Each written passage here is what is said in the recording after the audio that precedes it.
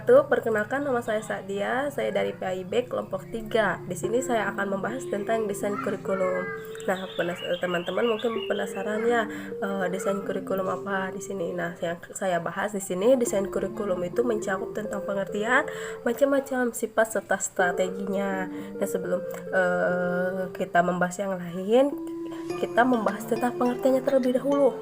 Nah, menurut Nahna Syahodin Sukmadinata, kurikulum adalah hal yang menyangkut pola perorganisasian, unsur-unsur atau komponen kurikulum.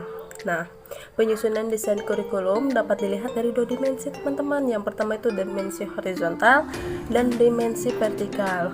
Dimensi horizontal itu yang berkaitan dengan penyusunan dari lingkup isi kurikulum, dan yang vertikal itu penyusunan bahan berdasarkan ukuran tingkat kesukaran. Jadi itu pengertiannya. Jadi itu penyangkutan pola perorganisasian, unsur-unsur atau komponen kurikulum. Yang kedua dari pembahasan desain kurikulum adalah macam-macam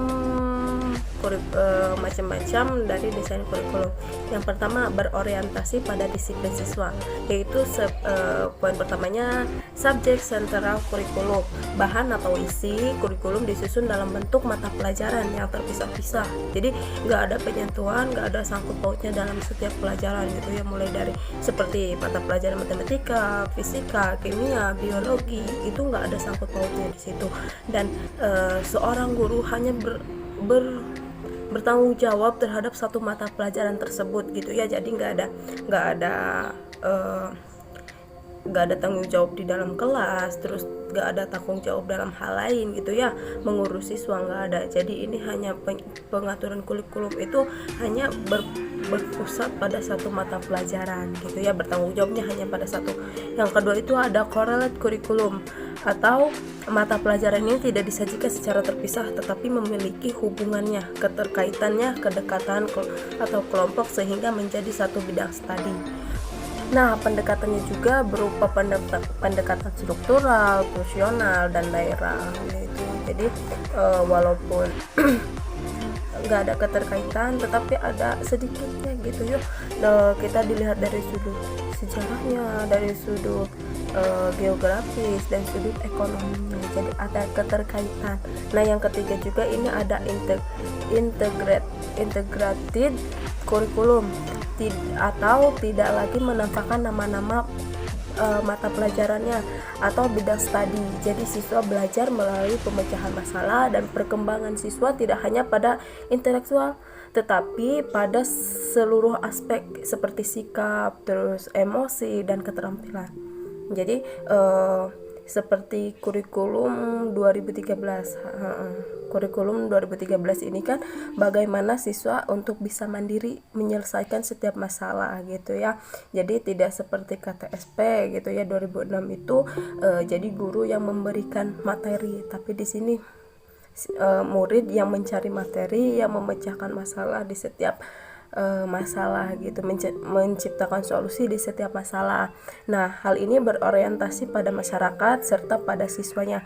Kalau pada masyarakat itu karena tujuan sekolah itu kan untuk membantu masyarakat, melayani masyarakat, memberikan pengarahan kepada masyarakat. Jadi bagaimana caranya siswa atau murid itu untuk bisa hidup di masyarakat dan memberikan pelayanan kepada masyarakat. Serta yang berorientasi pada siswa, di sini kan pendidikan diselenggarakan untuk membantu anak didik. Pendidikan tidak boleh lepas dari anak didik. Jadi ya kembali lagi, kita walaupun siswa diberikan tanggung jawab untuk bisa, tetapi seorang guru itu tidak lepas tanggung jawab untuk memberikan pengarahan, menunjukkan yang benar yang mana, yang tidak benar yang mana. Jadi itu tanggung jawab seorang guru, tidak melepaskan mahasiswanya mencari, memahami setiap ilmunya sendirinya. Jadi itu harus ada penyaringannya. Nah, materi yang ketiga dari desain kurikulum yaitu sifat desain kurikulum itu sendiri. Bukan manusia saja yang memiliki sifat, tetapi dari kurikulum juga harus memiliki sifatnya seperti apa untuk mencapai suatu tujuan pendidikan nasional itu. Yang pertama itu sifatnya strategis. Nah, strategis di sini yaitu karena instrumen yang sangat penting untuk mencapai tujuan pendidikan nasional. Jadi itu strategis itu karena instrumennya yang sangat penting untuk mencapai sebuah tujuan pendidikan nasional. Yang kedua itu ada komprehensif, yaitu yang mencakup keseluruhan aspek-aspek kehidupan masyarakat.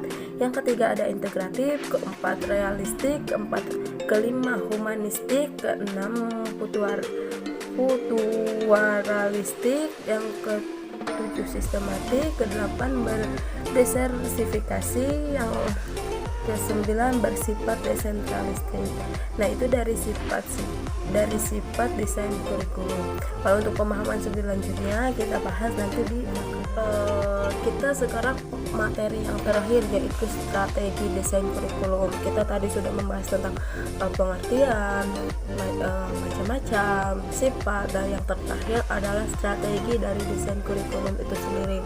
Nah, pada strategi pembelajaran pendidikan sekolah harus diberi fondasi yang kuat terlebih dahulu dengan internalisasi sosiologi kritis, inovasi, kreativitas, dan mentalistis. Nah, itu yang strateginya itu kritis, inovasi, kreativitas, dan mentalitas, serta merubah strategi pembelajaran, serta memperkuat landasan-landasan pengembangan kurikulum. Jadi kalau bisa disebut, kita itu harus dinamis, kita itu mengikuti perkembangan zaman, tapi tidak lupa dari sisi positif dan negatifnya. Kalau banyak dari sisi negatifnya, berarti kita jangan terlalu mengikuti gitu ya, mengikutinya yang positifnya saja gitu dari strategi kurikulum, agar perkembangan pendidikan nasional kita itu tidak tertinggal oleh negara lain. Itu yang bisa saya sampaikan. Banyak kekurangannya pasti gitu ya, banyak kesalahannya sudah jelas, tapi karena di sini kita